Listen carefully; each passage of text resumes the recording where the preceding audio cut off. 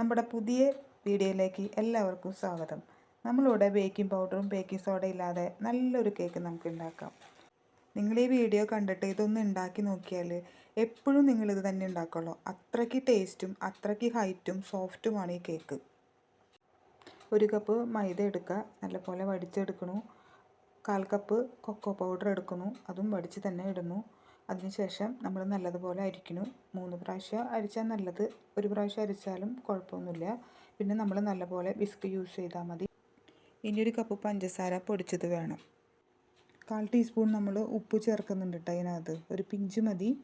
എന്നിട്ട് നല്ല വിസ്ക് ഉപയോഗിച്ച് നല്ലതുപോലെ ഇളക്കി വയ്ക്കുക. 3 പ്രാവശ്യം അരിക്കാത്തവർ ചെയ്താൽ മതി. ഇനി നമുക്ക് 4 മുട്ടയുടെ വെള്ളയാണ് ആവശ്യം. അത് സെപ്പറേറ്റ് ചെയ്ത് ഒരു ബൗളിലേക്ക് ഒഴിച്ച് നല്ലതുപോലെ ബീറ്റ് ചെയ്യുക. ഒരു അല്പം പോലും ഇതിനകത്ത് മഞ്ഞ വീഴാൻ പാടില്ല. മുട്ടയുടെ വെള്ള ബീറ്റ് ചെയ്ത് അല്പം കഴിഞ്ഞതിന് ശേഷം അതിലേക്ക് നമ്മൾ പൊടിച്ചു വെച്ച പഞ്ചസാരപ്പൊടി 1 കപ്പ് ഉണ്ടല്ലോ, അത് ചേർത്ത് നല്ലതുപോലെ ബീറ്റ് ചെയ്യുക.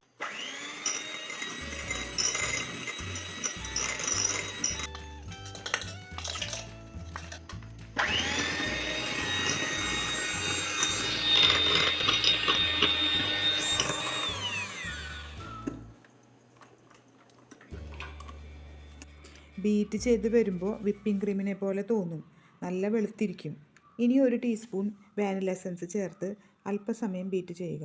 അതിനുശേഷം മാറ്റിവെച്ച മുട്ടയുടെ മഞ്ഞ ഓരോന്നായി ചേർത്ത് ബീറ്റ് ചെയ്യുക.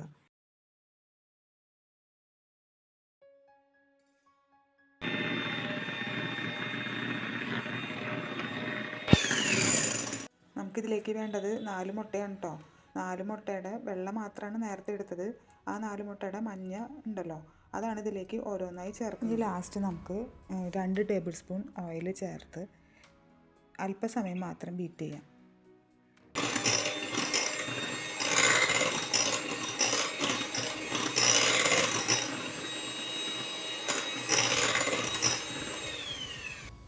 ഇനി നമുക്ക് ബീറ്റർ മാറ്റി വെച്ച് സ്പാച്ചിൽ ഉപയോഗിച്ച് അരിച്ചു വെച്ച മൈദയുടെയും കൊക്കോ പൗഡർ മിക്സില്ലേ, അത് കുറച്ചായി ചേർത്ത് നമുക്ക് ഫോൾഡ് ചെയ്ത് എടുക്കാം.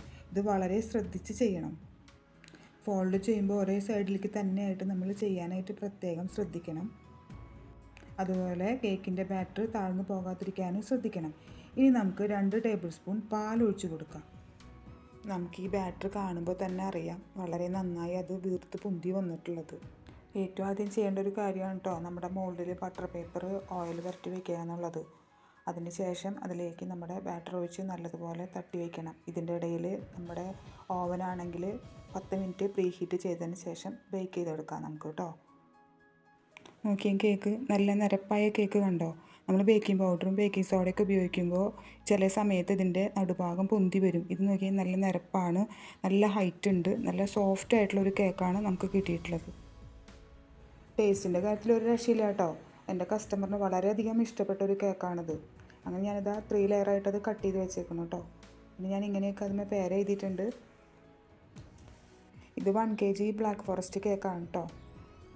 ഈ നോസിൽ യൂസ് ചെയ്തിട്ടാണ് ഇതിൽ ഡിസൈനുകൾ കൊടുത്തിട്ടുള്ളത്. വളരെ സിമ്പിളായിട്ട് നമുക്ക് ചെയ്യാൻ പറ്റും ഈ നോസിൽ നമ്മുടെ കയ്യിലുണ്ടെങ്കിൽ.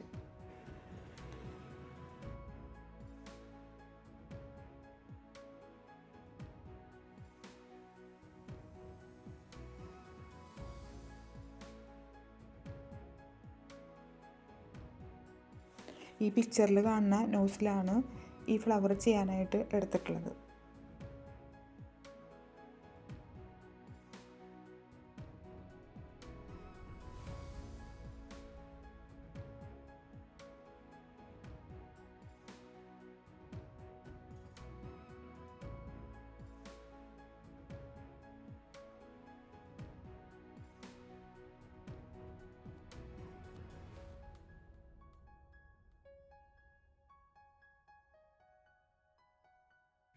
ഇതാണ് നമ്മുടെ കേക്കിൻ്റെ ഫൈനൽ ലുക്ക്. വളരെ സിമ്പിളായിട്ടുള്ള ചെയ്തിട്ടുള്ളതാണ്. ബ്ലാക്ക് ഫോറസ്റ്റ് അല്ലേ.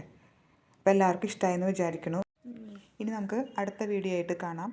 Thanks for watching.